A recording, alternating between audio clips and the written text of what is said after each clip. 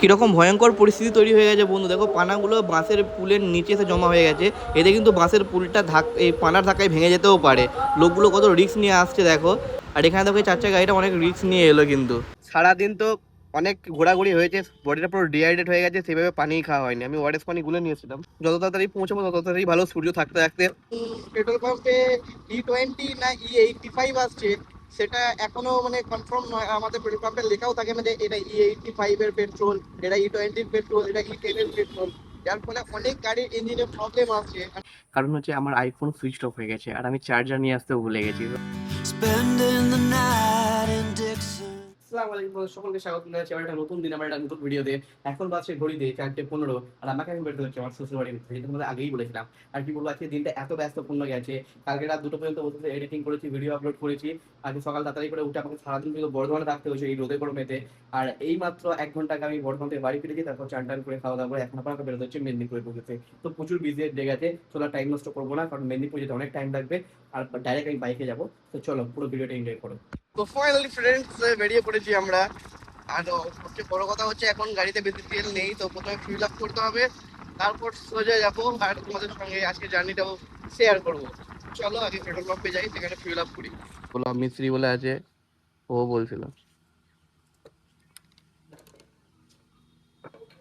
Friends fill up হয়ে গেছে, আর আজকে আমি high octane XP95 petrol use করলাম। কারণ পেট্রোল পাম্পে E20 না E85 আসছে, সেটা এখনো মানে কনফার্ম নয়। আমাদের পেট্রোল পাম্পে লেখাও থাকে না যে এটা E85 এর পেট্রোল, এটা E20 পেট্রোল, এটা E10 এর petrol.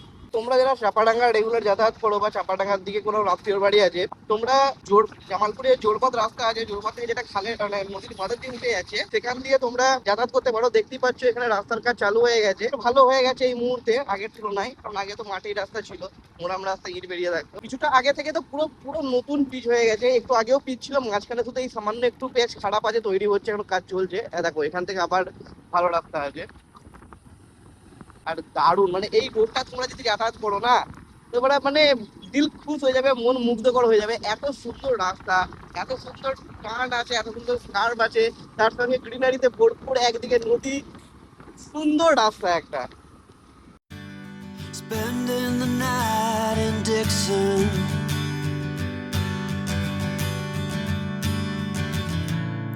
60 odd miles from a plan.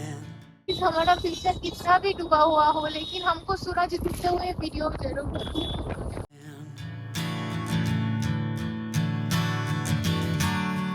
How many yesterdays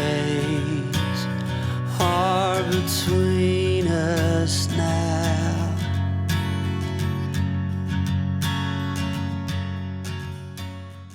Finally friends, আমরা চাপাডাঙ্গা পৌঁছে গেছি।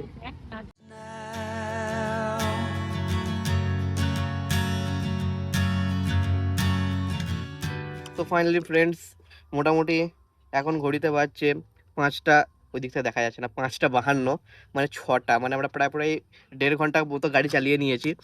আর আমরা মোটামুটি অনেকটা কাজে চলে এসেছি, হেলান ট্যালান টপকে চলে এসেছি। এখন মোটামুটি অর্ধেকের বেশি রাস্তা কভার করা হয়ে গেছে, আর সামান্য কিছু রাস্তায় বাকি আছে, যেটা মোটামুটি আমরা 6:30টার মধ্যে কভার করে নেবো ইনশাআল্লাহ।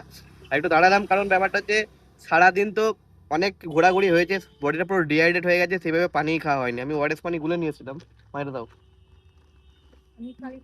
খেয়ে নাও আগে একটু। তো শরীরটা একটু মানে আবার ডিহাইড্রেট মনে হচ্ছিল, সেই জন্য দাঁড়িয়ে বললাম যে না, ওয়ারেস পানিটা আমার আগেই খাওয়া উচিত ছিল দাঁড়িয়ে, 1 ঘন্টা অন্তর অন্তর। তো যাই হোক ফ্রেন্ড, এখানে দাঁড়িয়ে আর বেশি কথা বলবো না। যত তাড়াতাড়ি পৌঁছাবো তত তাড়াতাড়ি ভালো, সূর্য থাকতে থাকতে। কারণ সূর্য প্রায় ডুবতে ডুবতে চলেছে, আর 6:30 মানে মোটামুটি অন্ধকার পড়া হয়ে যাবে আশা করছি। তো আমাদের অন্ধকার হওয়ার আগে আগে পৌঁছাতে হবে। কীরকম ভয়ঙ্কর পরিস্থিতি তৈরি হয়ে গেছে বন্ধু, দেখো পানাগুলো বাঁশের পুলের নিচে এসে জমা হয়ে গেছে।